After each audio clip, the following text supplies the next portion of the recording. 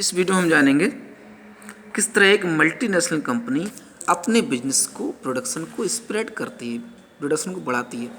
A large MNC producing industrial equipment, एक बड़ी MNC जो इंडस्ट्रियल इक्विपमेंट यानी यंत्र बनाती है, designs its products in research centres in the United States.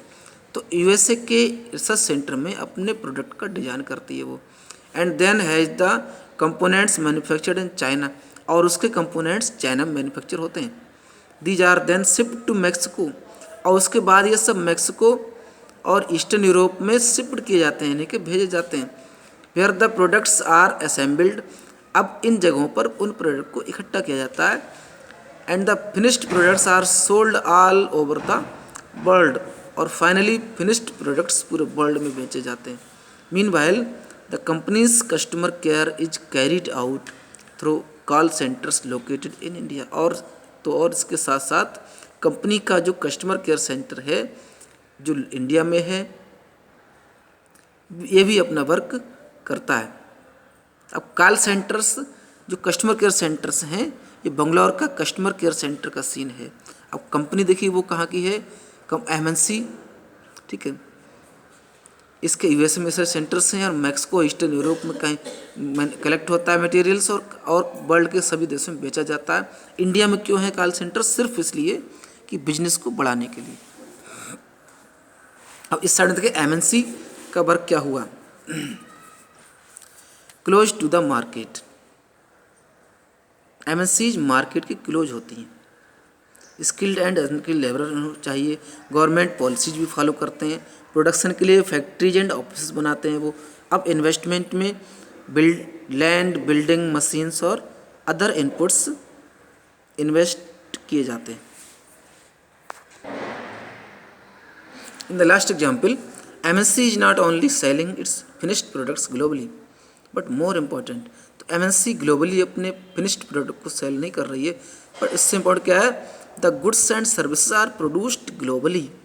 तो गुड्स और सर्विसेज ग्लोबली प्रोड्यूस हो रही हैं, यानी कि वर्ल्ड लेवल पर प्रोडक्शन होता है।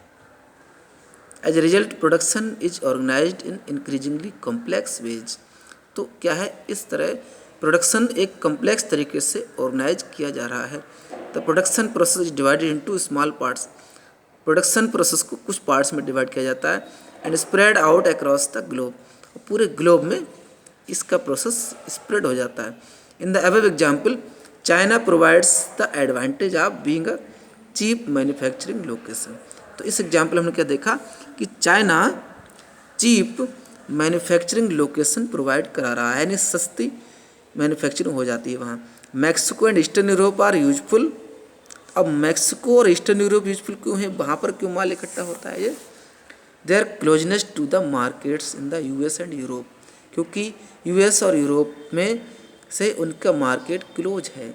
India has highly skilled engineers, अब इंडिया में इसका बिजनेस कस्टमर केयर सेंटर क्यों है, क्योंकि इंडिया में हाईली स्किल्ड इंजीनियर्स हैं who can understand the technical aspects of production, production के टेक्निकल एस्पेक्ट को समझते हैं।